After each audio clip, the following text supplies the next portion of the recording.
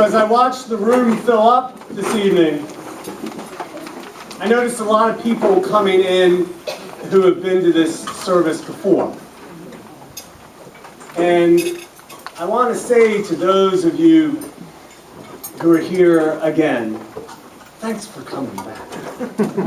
I'm so glad you're here. But then I also saw some people coming in a little bit nervously, maybe, certainly a little bit uncertain, because you're here for the first time. And I want to say to you, thanks for coming. I'm so glad you're here. And whether you're here for the seventh time, I think this is our seventh time, or whether you're here for the first time, I'm going to ask you this one question. Why are you here? I mean, it's a simple question. Why are you here? With probably not such an easy answer. But I'm actually going to stand here for a moment and not talk, which certainly may surprise my wife, if not some others of you, and ask you to think about that for a moment. All of you, think about it. Why are you here?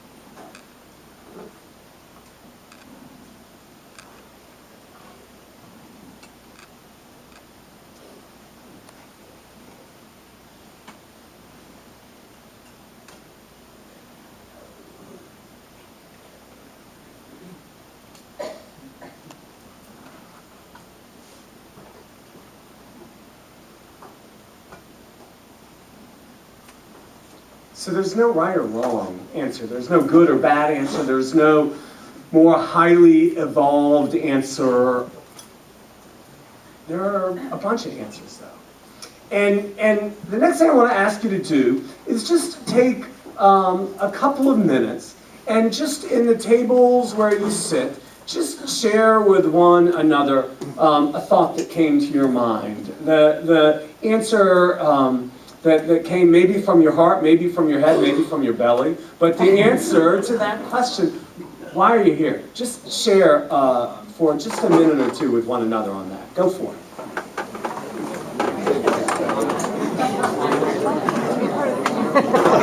Celebrate.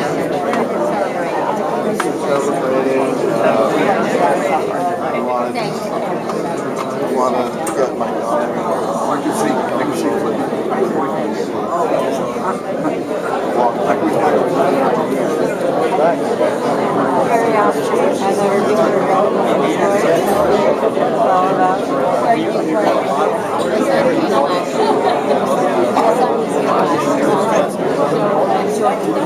I was going to bring this down.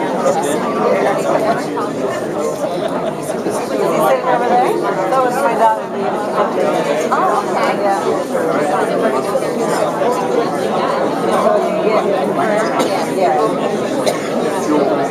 Now which one do you want?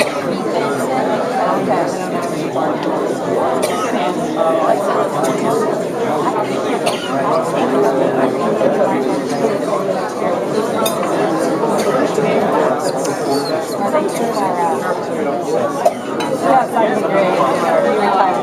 Oh, that's my sister. Oh, it is? She's retired. Yeah.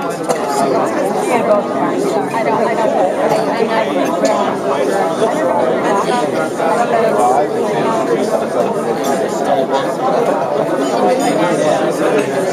Oh, she did?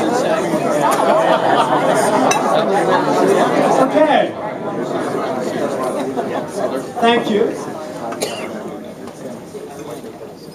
So, you're not a timid group, so just shout out. What are some of the things that you heard at your table? Either something that you heard come out of your mouth or something that you heard come from someone else. Don't name them, don't point at them. But what did you hear? Why are you here? There's a whole spectrum. Let's hear it. To get a deeper understanding of what it was like for God back then. To get a deeper understanding of what it was like for God and for the group back then. Thank you. What else? To appreciate Easter, I want to experience what happened. To appreciate Easter, you want to experience the stories that happened before. Great. What else? To know what it was like for them. What's that? To know why Jesus did this for us and did this to get crucified to let us live and we can die and we don't have to go to hell. Okay, great. To know why Jesus did this for us. And did you say that we don't have to go to hell? Good. Yeah. Why else? Why else? To walk with Jesus. To walk with Jesus. Thanks, Rob. What else? Why else? Why? Gathering of the family around you. To gather, did you say the family around you, Keith? Yeah, to be with the family around you. What else?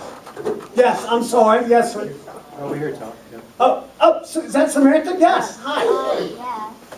Yeah.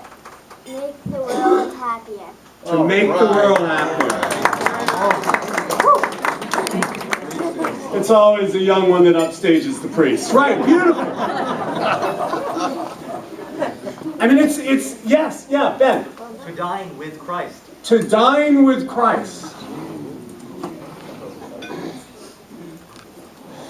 Those are all wonderful reasons, and you know what? Those are all, I think, truly expressing some of the reasons why the apostles and Jesus were gathered together. To be with family and community, to prepare for what was to come, to dine with Christ, just to eat because they were hungry, to make the world happy. Those are all part of the reasons why they were gathered in that upper room. I want to say there was one other reason. There was one reason that we kind of danced around, that we sort of talked a little bit about. But I think that they were also there, not just for food, not just for companionship, not just for sanctuary, not just for peace and quiet, but they were there for love.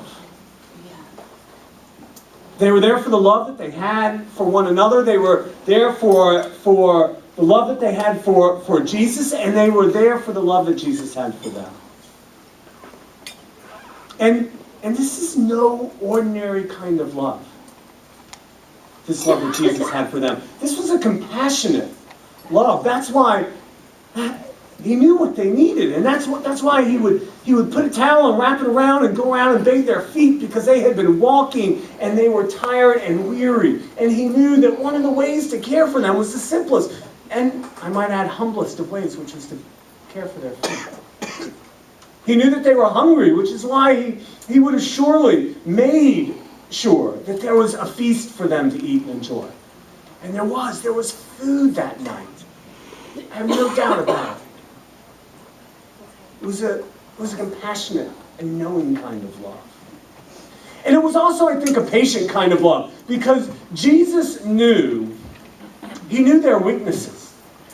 That line about where he goes to wash Peter's feet, and Peter says, "No, not my feet," and then he says, "Well, if I don't wash your feet, then you can't have a share in me." And then Peter's like, "Well, all right, wash me from head to toe." And I gotta believe Jesus was like, "That Peter, what a knucklehead," you know?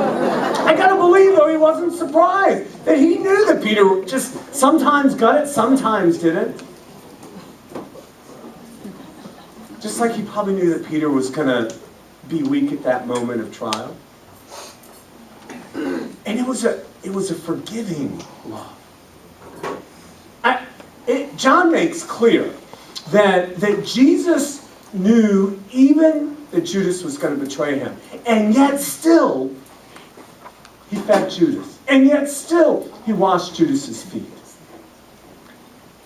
He washed all of their feet. He fed all of them. He cared for all of them. He loved all of them. That's what's so amazing about this story. So listen, you're here for a bunch of different reasons, and I certainly hope that when you drive home tonight, you don't go home disappointed.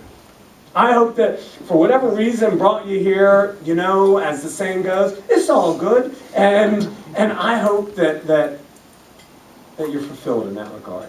But that is not my greatest prayer.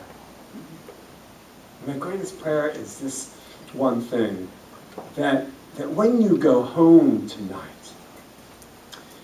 you will have glimpsed the depth and the wildness of God's love for each and every one of you. Amen.